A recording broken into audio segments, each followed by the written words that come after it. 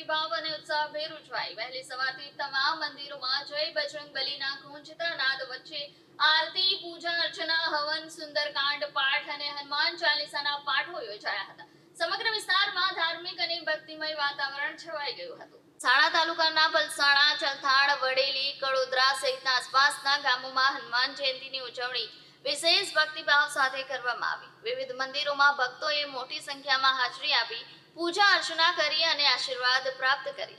આ પ્રસંગે નડિયાદના ધારાસભ્ય અને ગુજરાત વિધાનસભાના દંડક પંકજભાઈ દેસાઈ બારડોલી ખાતે સેન્સ પ્રક્રિયામાં ભાગ લેવા આવ્યા તે પૂર્વે અકળામુખી હનુમાનજીના મંદિરે નતમસ્તક નમન કર્યા। ખાસ કરીને કડોદરા સ્થિત સ્વયંભૂ પ્રગટ શ્રી અકળામુખી હનુમાનજી મંદિર ખાતે વહેલી સવારથી જ ભક્તોની ભારે ભીડ જોવા મળી।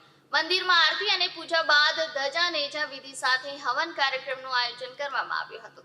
આ પ્રસંગે 31 દંપતીઓએ સમૂહમાં બેસી હનુમાન યાગ હવનમાં ભાગ લીધો, જેના કારણે ધાર્મિક ઉત્સાહમાં વધારો થયો હતો। મંદિર પરિસરમાં દિવસભર ભજન, કીર્તન, સુંદરકાંડ પાઠ અને હનુમાન ચાલીસાની ધૂન ગુંજતી રહી, જેના કારણે ભક્તો ભક્તિમય ભાવનામાં લીન થઈ ગયા હતા। સાથે જ અહીં આવતા ભક્તોને દુઆ સાથે મફત હોમિયોપેથી સારવાર અને દવાનું આયોજન કરવામાં આવ્યું હતું। સાંજે 5 વાગે 10,000 થી વધુ ભાવિકો માટે મહાપ્રસાદીનું વિશાળ આયોજન કરવામાં આવ્યું હતું। આ રીતે પલસાણા પંથકમાં હનુમાન જયંતિ ઉત્સવ શ્રદ્ધા, ભક્તિ અને સામૂહિક એકતાના માહોલમાં સફળતાપૂર્વક ઉજવાઈ હતી। હનુમાન જયંતિ નિમિત્તે 10,000 થી વધુ ભક્તો માટે મહાપ્રસાદીનું આયોજન, દુઆ સાથે મફત આરોગ્ય તપાસ અને દવાનું વિતરણ કરાયું હતું। નડિયાદના ધારાસભ્ય અને ગુજરાત વિધાનસભાના દંડક પંકજભાઈ દેસાઈએ મંદિર દર્શન કરવા પધાર્યા હતા। અકળામુખી હનુમાનજી મહારાજ કી જય। શ્રી રામ, જય રામ, જય જય રામ।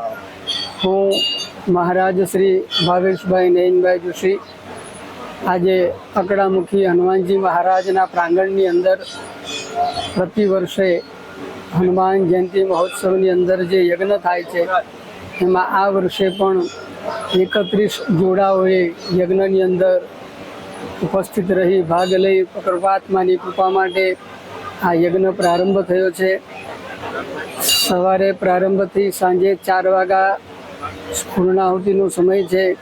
આ એક આખા દિવસનો યજ્ઞ છે જેની અંદર હનુમાનજી મહારાજની આહુતિઓ પ્રદાન થશે। ભગવાન હનુમાનજી મહારાજ અકળામુખી હનુમાનનો તેજ વધે એ હેતુથી પ્રતિ વર્ષ જ્યારે અહીંયા યજ્ઞ થાય છે ત્યારે અનેક ભક્તજનો આવી આ યજ્ઞનો લાભ લે છે, ભગવાનના દર્શનનો લાભ લે છે અને વૈદિક મંત્રોની સાથે ગણપાઠી બ્રાહ્મણોની સાથે આ યજ્ઞ સંપન્ન થાય છે। તો અકળામુખી હનુમાનને પ્રાર્થના કરીએ બધા જ ભક્તના મનોરથ પૂર્ણ કરજો। જય શ્રી રામ।